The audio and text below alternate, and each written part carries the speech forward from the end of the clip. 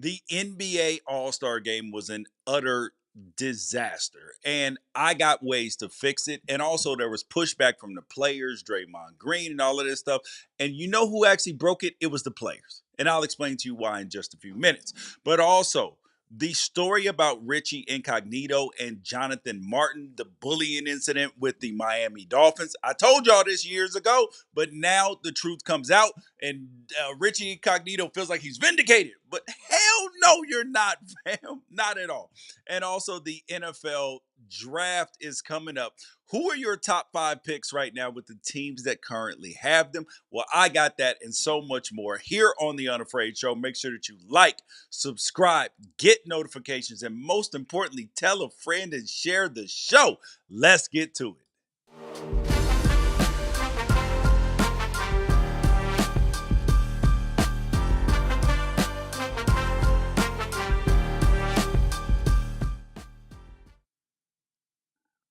It has been years since the NBA put on a good All-Star game. It's been a minute. And now the players are starting to feel the pushback. You got Kevin Durant on Twitter saying, well, why don't you just give us a week off instead of if you hate the game so much and this and that. Draymond Green is upset that the Rising Stars actually played on the same floor as the NBA All Stars. So there's so much to break down, everything from the format to what's going on, how to fix it, dunk contest, 3-point contest, and a one-on-one game that we're probably going to get next year. But we're going to start with just the pushback from the players. And here is the biggest problem with the NBA is that the players have forgotten that there is a relationship between them and the fans, that there is an unspoken contract between them and the fans about you show up and play hard, we'll show up with our time and our money. And players are now like, yo, I mean, y'all supposed to show up. We supposed to get paid. This is the NBA All-Star game. We're going to do it how we want to do it. And then they're upset that people are pushing back, and even they're complaining about it. And we're going to start with the Draymond Green complaint. Actually, no. We're actually going to start with the disaster that actually started first on Saturday night, which was the skills competition, the 3-point contest, and the dunk contest. We're going to start with the skills competition because Victor Wembanyama and Chris Paul, former head of the Players Association, that Chris Paul, NBA veteran, long time, Hall of Fame guy. So at first, when him and Victor Wembanyama went up there and they were doing the skills challenge, you're thinking, okay, this is a cool little pairing. They just, instead of shooting the ball like they normally would, they just threw them at the basket. They were going for time because they knew that they could execute it in time and get past even if they didn't make the baskets. So that was an issue. And then, so they essentially tried to cheat the system. And initially, this was pinned on Chris Paul. And I was like, Chris Paul, what's up with you, bro? You're too old for this. You were the president of the Players Association. You can't be doing this. This is ridiculous. But then we find out that it was Victor Wembanyama's idea. And mind you, this is his second year in the NBA. So that means that Chris Paul, the savvy veteran, the guy who knows the inner workings and understands the stuff about the ratings, everything that's going on with the NBA, the pushback from the fans, and he went along with this. That's the issue. You got the blind leading the blind right now. And Chris Paul is too old, too long in the league. He was playing when All-Star games were good. And now all of a sudden you went along with this BS to like cheat the fans? Do you realize it was people in France that stayed up to watch this trash that they put out? And they're like, yeah, we're going to move on to the finals. We're going to win. We're going to get a title. We're going to get the check. Forgetting about the entertainment value for the fans. That's the most important thing. Everybody keeps putting all this emphasis on championships. Championships are the furthest thing from what fans need and deserve. Because a particular fan base, yes, they want a championship. But NBA fans and basketball fans in general, they want great basketball play, entertaining games, and stars to play. That's what fans want. And the idea that the players are putting this trash out there is ridiculous. And then when calls for change happen, they're like, "Oh, wait, no, just pay us more money." Shea Gilgeous-Alexander said that after his first NBA All-Star game, and it turned me off from him, not permanently, but at least for a while. He's standing there in a mink coat, making 20-30 million dollars a year, saying, "Oh, well, I mean, hell, if you pay us more, we'll play hard in the All-Star game." That is an absolute utter lie. You could pay these dudes $1 million each to win the game, and they still won't play hard. You know why? Because this is an internal issue. Do you know why Kobe and Michael Jordan played hard? Because it was important to them. And the older players, LeBron James, who I love, Kevin Durant, who I love, Steph Curry, who I love, these dudes have allowed this. These players who I love, the Kevin Durant, all of the great players, the dudes have been the face of the NBA. They allowed this. They are responsible for this. Yeah. Who else are you going to blame? This ain't the league's fault. The league can't force you to go out there and play hard. And then you got Draymond Green out there. Oh my God, this is terrible. The rising stars were on the floor with the NBA veterans. This used to be a sacred ground, a hallowed place for the NBA All-Star game. You know what? On one hand, Draymond Green's 100% right. It used to be a hallowed ground for the All Stars. It used to be a special place where only very few got a chance to step on that All Star court, put that All Star jersey on. And now you got dudes in the Rising Stars game on it. He's 100% right. But do you know whose fault that is? Your fault. It's the player's fault. Because the NBA would not have needed to go to this drastic 4-team single elimination tournament, these mini games, if it weren't for the players coming out there not playing hard. They are trying anything. They are like parents with a bad behaving child, and they're like, "Okay, hey, I'll pay you to get good grades. Okay, that's not working. Okay, I'll cut your phone off. Okay, that's not working. I'll give you a whooping." Like that, they're literally trying every single thing that they can to get without the whooping part in the new gentle parenting age. They're trying everything that they can to get the players to play hard, and the players still won't do it. So yes, drastic changes have to be made. The NFL literally cut out the Pro Bowl because players refused to play hard. There was nothing they could do to incentivize them. And the same thing is true of the NBA because it is damn ridiculous that where I've been playing in, pickup games with the older guys in the NBA when I was in my prime, fresh jumping out the gym, and they play harder in open gym and open runs in the summer than they do in the NBA All-Star game, and that's for the fans. So games that they aren't even getting paid in, they play harder than they do in the NBA All-Star game. That's why there needs to be a fix. So they can get mad. Kevin Durant can push back on the fans. Oh, well then just give us a week off. Give us this. Yeah, this is the issue with Jimmy Butler and his contract, Joel Embiid, Paul George, other guys. And I'm not saying that they haven't been hurt at times. I'm talking about the load management crew because there comes a point in time where you are just curbing the what the fans need and what the fans want. And you know what? You're going to get what you deserve. The league is going to get what it deserves. There will be a pushback unless there is some sort of change. Because if you keep putting bad television out for fans, they will stop watching. I don't care about, yes, they have signed lucrative TV deals. But the difference between the NBA and the NFL is NFL is always trying to put out competent product. The difference in the NBA is there is a percentage of the player salaries, it's either 5 or 10%, that's held every single year in escrow. And it's held in case they don't meet revenue projections.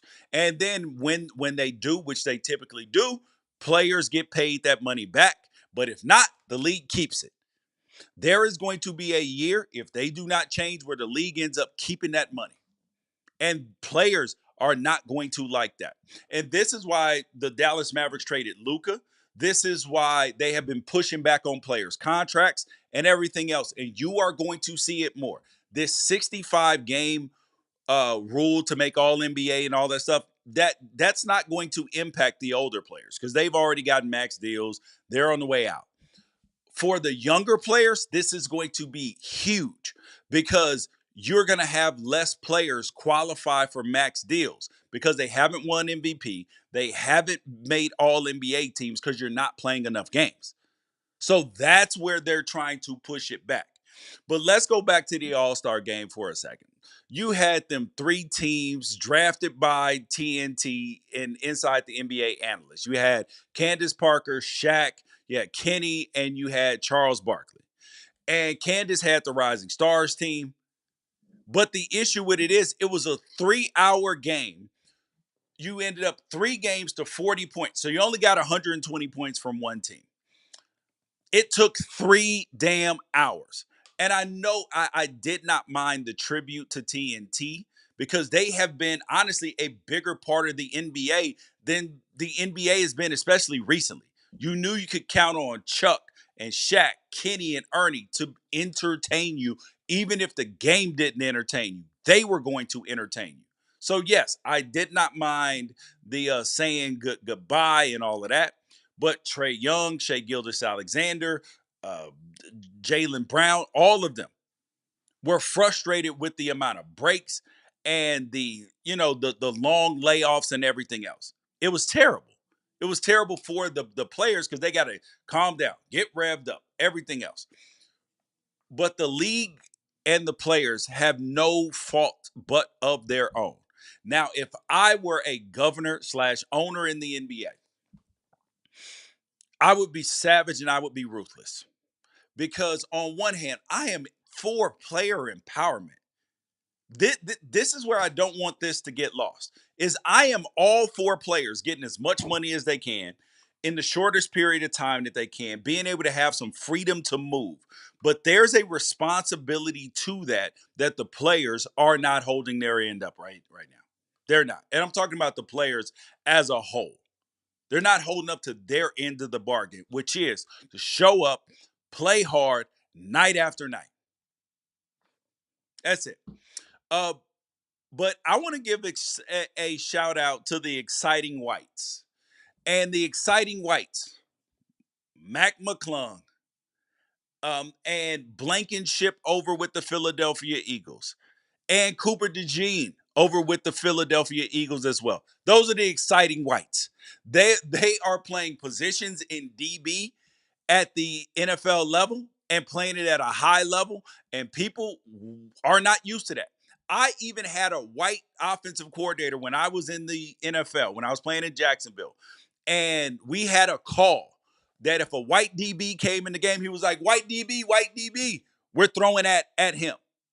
But the exciting whites are saying, no, no, no, not so fast. You got Mac McClung over in the NBA. Dude has only played like 71 NBA minutes his whole career. But he's a 3-time NBA dunk contest champion. And honestly, he's been fantastic. He's been entertaining.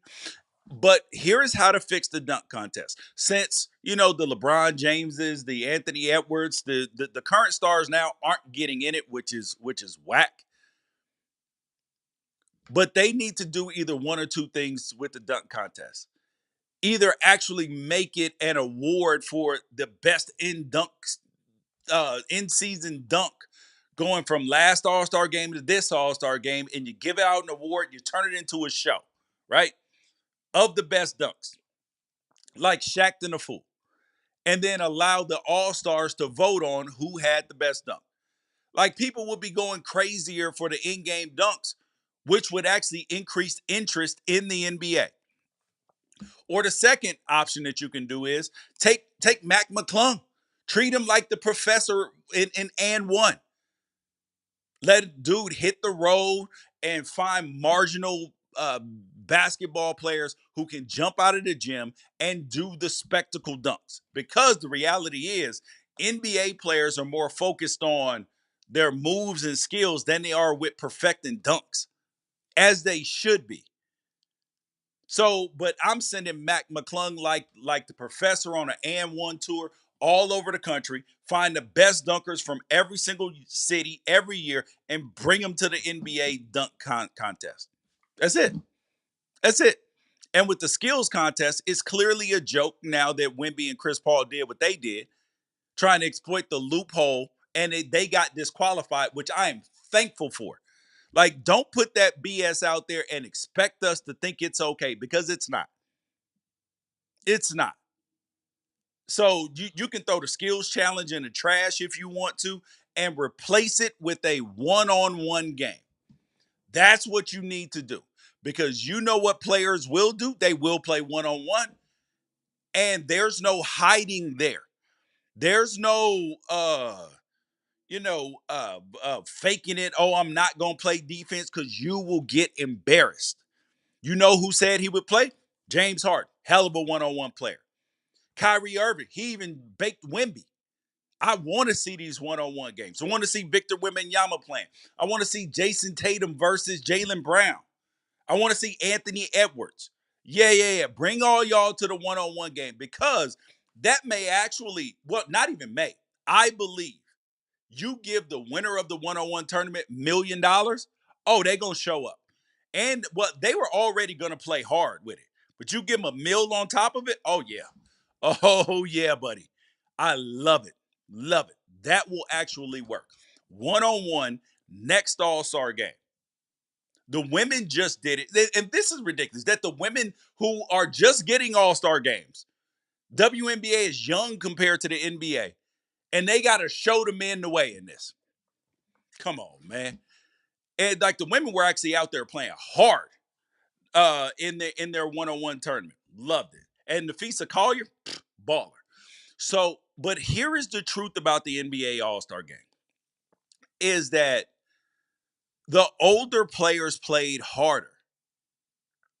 And now this generation has messed the game up. And yes, it's the players that we love the most have messed it up. Because think about this. From 1974 to 2008, there were as many overtime games in the All-Star game as there were 15 plus point blowouts in 6. And then since 2008, we've still had 11 games decided by 10 points or less. But the average score of the winning team has been up over 180 points. That means nobody's even trying to play defense. These are the best players in the world.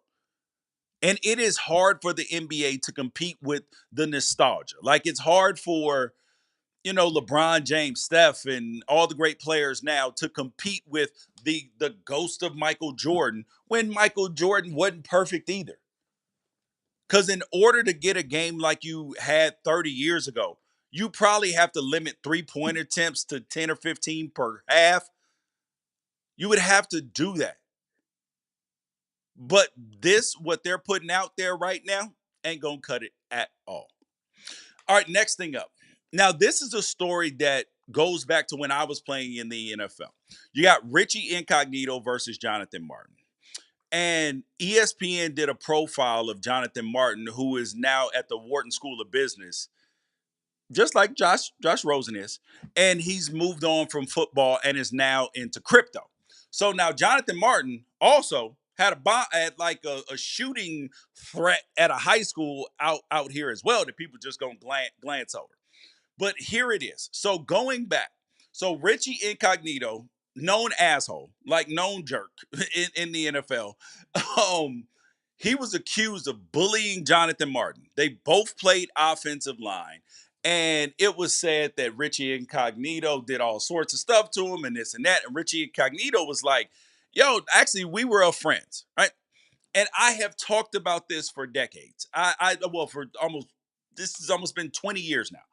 And I've been talking about this whole time whenever anybody asks me about it. I know somebody who's making a documentary about it as well. And Jonathan Martin essentially admitted that this story was not true in terms of him being bullied. But the question is, how did it get so out of hand? So Jonathan Martin said that he confided in his parents about a situation with his teammates that made him uncomfortable. And then his mom used the word bullying in a subsequent interview. Now, how NFL locker rooms work is it is like the the Lord of the Flies. Everybody is clawing for position to be that alpha dog. And people will try you, they will test you. And if you don't step up and draw the line of boundary, they will continue to push it over on you. They will. It's just the nature of the locker room. And I was asked about the bullying. And here's how NFL locker rooms work. And this is true of anything in life because I had a little kid on my team that I used this prime example because he was being bullied by another kid. If you stand up for yourself, people will come help you. If you do not stand up for yourself and just let things happen to you, people are going to be like, oh, okay, he was cool with it. It wasn't that big of a deal. He liked it. They were just joking. They were just palling around. So if you don't stand up for yourself in life, people will not stand up for you. But if you stand up and make noise about it, oh, now they don't have a choice. And so after his mom came out with that, it came down whether Martin was going to stand up to his teammates and then also clear the air about a narrative that he didn't entirely believe, or he was going to have to participate in the Ted Wells investigation and go along with his parents' attempt to protect him from a toxic situation. And then now the rest is history.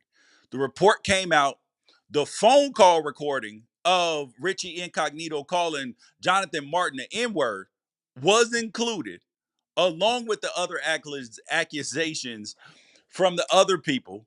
And then Incognito ended up missing about a year and a half of his career and up to about $10 million in career earnings. So now Richie Incognito, obviously after hearing that his parents made it up, he's pissed and he's on the internet taking a victory lap. Now, I understand his emotions are understandable. And neither Jonathan Martin or Incognito has had it easiest in the last 10 years. And Incognito smashed a car in his own yard. Martin publicly threatened suicide. That's what I was talking about. And people were scared on his former high school campus out here in Cali. And then the story faded. But with this last revival, it's back in the news cycle. So you got Incognito acting like he's an innocent victim in the situation, but he's not. You called the dude the N-word on the voicemail. And we supposed to feel sorry for you? No. You were not vindicated like you were you were not guilty. That's what it was. You were not guilty, Richie Incognito, of the bullying, but you are not innocent. Those are two separate things. There is innocence and then there is being not guilty. This was this isn't a circumstance of being not guilty. Yes, Richie Incognito is not innocent. He is this 2 days. He wasn't the best person around in a Walter Payton Man of the Year. Nobody would ever describe that about Richie Incognito. Got kicked out of college. Got and all of that. So we not even finna sit here and act like the dude is innocent. But and this is what I would tell parents, this is what I would tell people out in the world: stand up for yourself, make enough noise if people are bothering you, because otherwise people will say that you liked it. And then if somebody lies, man, this is like somebody making a false allegation. You cost this man $10 million. He should sue you or you should be thrown in jail.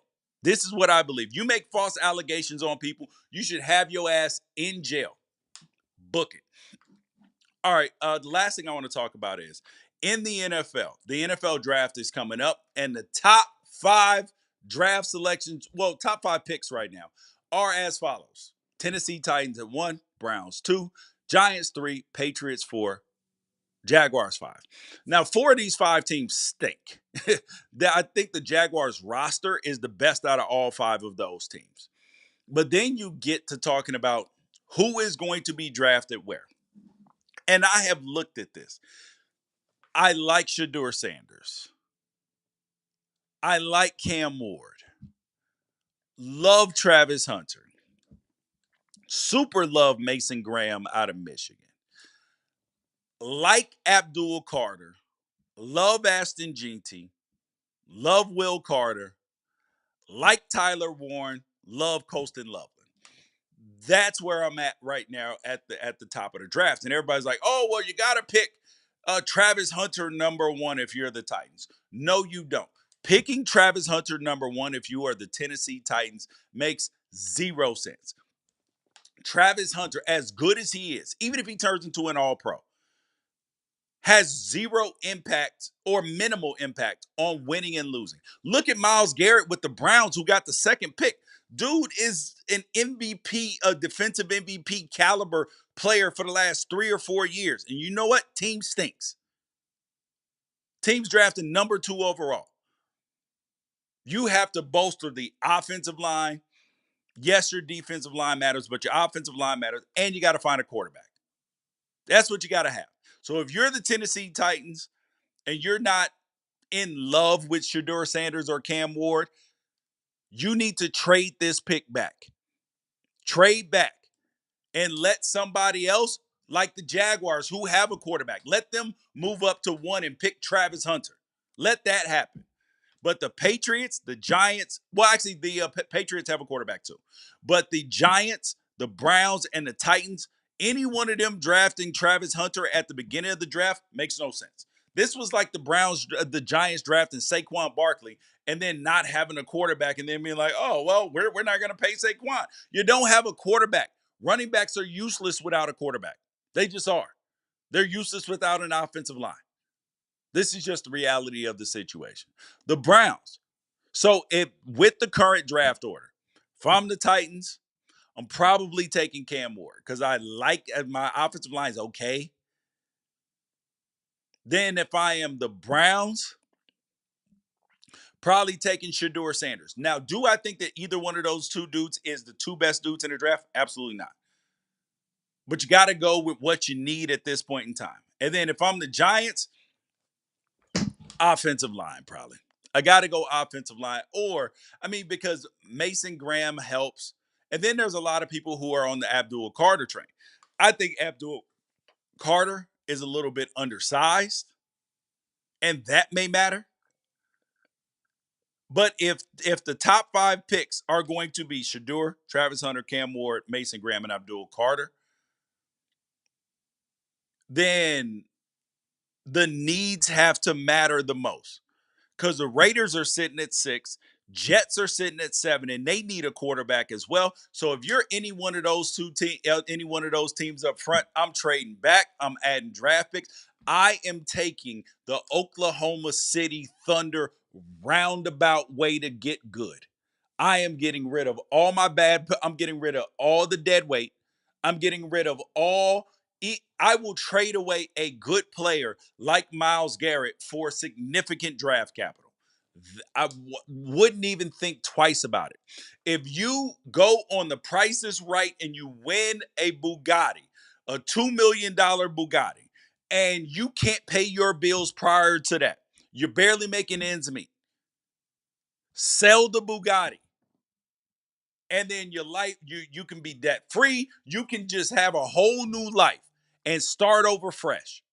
That's what these teams need to do. Instead of trying to hoard your good players. Nope. Nope. Because eventually you're going to have to pay them. And then you're going to be having a player like Myles Garrett on a super big contract when your team is bad. Nope. Reset that whole thing and just draft year after year after year after year. Multiple first round picks. I'm trading away everything that's not nailed down right now. If I am the Titans, and if I am if I'm the Titans, if I am the Browns, trading away everything of value. Giants too, even on down to the Raiders at 6, Jets at 7. Everything must go. That is not on a rookie deal right now. Anything that anybody else wants, you can have it. Now then, there goes the Deion Sanders factor.